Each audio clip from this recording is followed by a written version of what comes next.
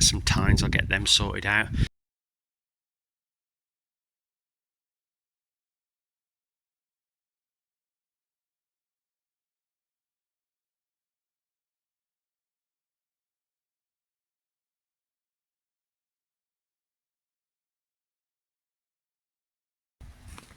So there we go, it's had a bit of a blast.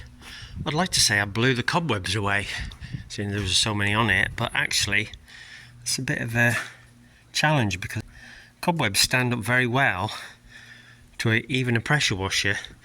It's very, very hard to shift them. No doubt the spiders have kept their head down and they'll all be back all over it by the time I want to use it again. But anyway, I didn't want to take it off while it was so mucky, and then I keep looking around now and I can see bits I've missed, and no doubt I'll see more when it dries, but I think I've took the biggest of it off. So I mean, I don't like it, the fact that you got big chunks of paint, and I might be tempted to paint some of the frame, if not all of the machine. Painting it all is there's not a lot of it, but there is a lot of it, if that makes sense. There's a lot of surface areas, so, but the main frame here, where it's got the most rust on it, I know it's not going to rot away, me using it, because I will keep it inside and it probably won't go as green again with a bit of luck. But I didn't like it like that, so if I've got time, and it will be down to time, because this is one of those things that's not that, you can't put it at the top of your list of importance, can you? But we'll see. I'm certainly glad that I've cleaned it off. My pressure wash is only a not a particularly powerful one, so it actually hasn't fetched off much of the paint. But I'll see about ordering a tin. I'm still not sure of the colour. We've got like what looks like 3 different colours.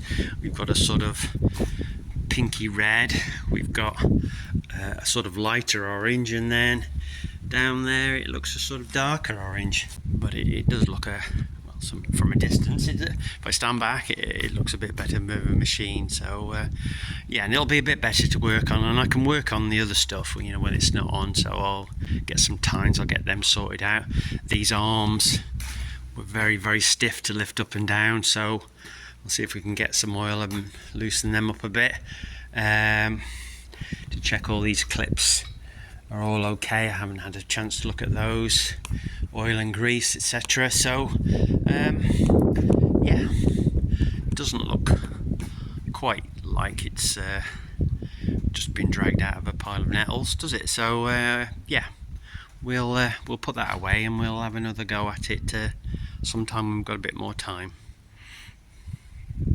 So this is a sort of update video on the silage rake. I've given it a clean off, as you've seen, and I bought this at quite a reasonable price, and I've since found out that there could be a reason for that. But what I needed more than anything was to replace some of the broken tines. There's not a lot. So there's not a lot. There's 11 rotors on it, and I've counted them up. I've got 9 broken tines. So I had a look online for some replacement tines, and when I put it in for what I thought was this model, the tines that were coming up didn't seem to match, and I thought, oh, it's not wrong. And when I put the 9042 in, it kept coming up that it was a trail machine. Well, this is clearly not a trail machine, it's a 3-point linkage machine. Anyway, bit of research on the old web, and on the Carnarvon site I was able to download the manual for it, and I thought, marvellous, now I can make sure I can get the right tines. I will have the number for it. So they're great. I mean, there's a few companies that do this now. They'll let you download all the manuals and the spare parts list. I think Kuhn is another one I found recently as well. Anyway, flipped through, as you can imagine, found the part number, looked online for that, still couldn't find it. I thought, maybe now I'm on the Cleveland site, I can give them an email, drop them a line, as it were, and ask them about the tines, because I can't find the number for the tine that's on here. they replied pretty promptly, and it wasn't what I was expecting, and certainly wasn't good news. And it was just a 3-letter reply. Those tines are NLA. NLA stands for no longer available. I was a bit shocked by that because I don't consider this to be an old machine. I know that I'm, times are flying by, but I was told it was early 2000s, so that would put it somewhere between 25 and 20 years old. Yes, it could be a bit older than that. It could be a 90s machine. It's quite possible. It looks older because it's sat outside. They said it's sat outside its whole life. It's never been in. I can't believe you can't get tines for something that's that young. For them, it was that old, but for me, that's that young. I mean, this one over here, my old one, a Bamford Whirler, which is really just a rebadged Kuhn GA300. I'm pretty sure you can still get the tines for these. I mean, I say that, I've never bought a tine for it. We've had it about 15 years and I've never broke a tine. These are all the original tines on it, and they've not come loose or anything. We put some bail string on it just because we were worried years ago, and still got it on. There's never broke a tine. Something which is a good 20 years newer, I can't get the tines for. Anyway, I asked him through the email, I said, well, which tines? I took some pictures. I showed him some pictures that I took. I said, will the newer tines fit onto here? Anyway, he looked at the pictures and he said, no. Yours looks like it's been modified. And he says, yours has got this, well, I'll call it a lemon shape, which is like you find on a PTO shaft. He says, you've got lemon shapes on yours. It looks like it's been modified. So I don't think the tines that we've got will fit.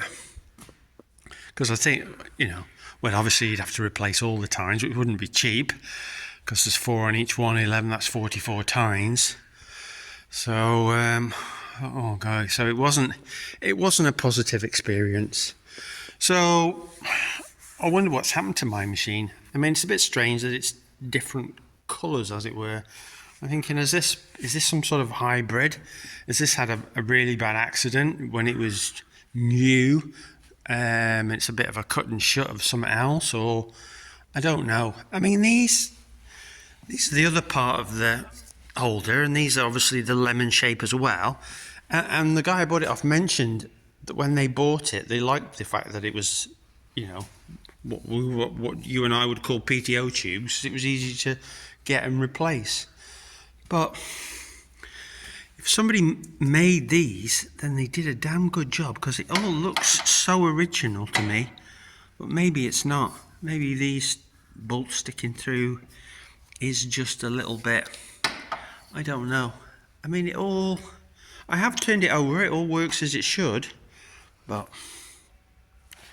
yeah, it looks very original, but apart from the paint jobs, obviously, I mean, this is a slightly different orange, but that could be just down to fading, I don't know. Because I have turned these upside down to store it, and I don't think they've been taken off for a while, but it's a very lighter colour orange on the underside than it is. So I think this is more like the original colour, which is a dark orange, and it's just gone a very light orange. Maybe if I looked underneath these, it's a darker orange too. Not sure about the pinky colour on that rotor gearbox. But, yeah, so these are my options, really, I suppose. What I might do first is I'm going to make sure that all the broken ones, and there's some here anyway, are all on this outside arm. I've got a broken one there on the inside, so I will take that off and swap it from one on the other side, which is not, so that any broken tines are on the outside. That means I can still use the machine as it is, it'll just be not a 4.2 meters, it'll be more like 4.1 meters. That's one option. Somebody said, oh, just stick it in the auction and get rid of it again, but I don't think if it works all right that I need to do that. I think I can use it as it is. It'll still be over a meter wider than my old one, so that'll keep the contractor happy with some bigger rows, and he won't have to go up and down the field like he's in a tractor Grand Prix.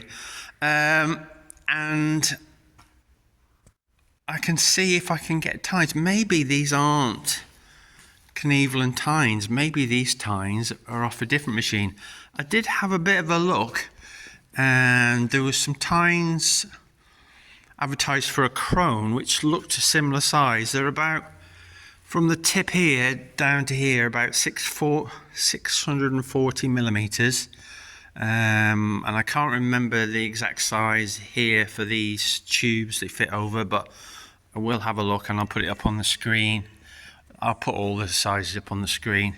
Maybe, you know, you've got a machine that has a tine like this. They are cranked here, sort of near the base, and then they go straight for about a foot. Quite a thick tine. Well, that would be in millimeters, 9 or 10 millimeters. That looks about 2.5 inches across, but as I said, I'll put the sizes up on the screen. And I also noticed since then that some other machines do have this lemon shape. I think it's Lely. Was it Lely I saw? Or was it a Citrix one? I can't remember. They had this lemon shape on the center. Anyway, if you watch this, I'm not asking people to go out and have a look, but if you know that yours has got like a lemon shape, or you think you've got a similar size of tine that I have on my machine, because I might not have the Tarup Cleveland tines on it anyway. So there, that's it really. I'm going to move it into the other shed because I temporarily put it in here, but once I get the straw chopper in here, everything's going to get covered in dust, and I do need this back part of the shed empty anyway for when I start buying in more cattle. So I'll move it across to the other shed. Hopefully it'll keep a bit more dust free, and then in the winter I'll get a bit of time to work on it. But yeah, so that's the update on the cheap but with a reason Cleveland Tarup 9042 silage rake.